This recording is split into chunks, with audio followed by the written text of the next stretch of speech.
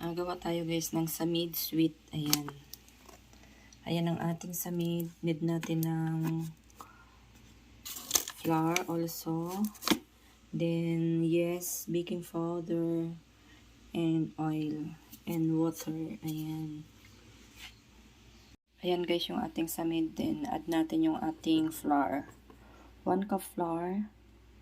Ayan. Then, add tayo ng ating yes. Madali lang siya guys gawin. Ayan siya. Then mag-add tayo ng baking powder. Ayan. Ayan na guys yung ating baking powder.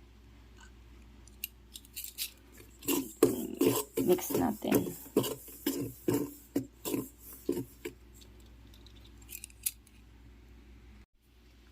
Then sugar. 2 kutsarang sugar guys.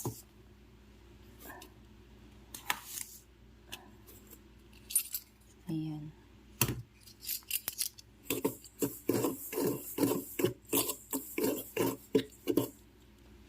Then konting-konti lang din na salt guys. Dagdag tayo ng salt.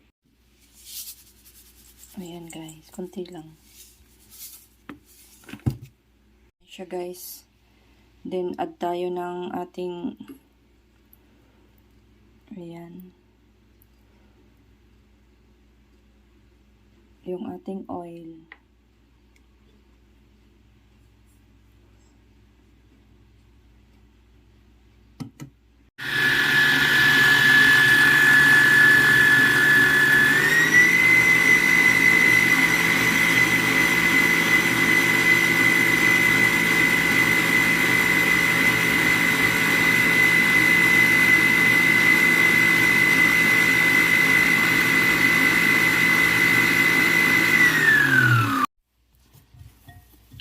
Ayan na siya guys.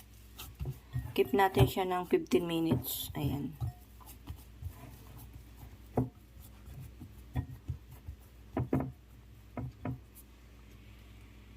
Ayan siya guys.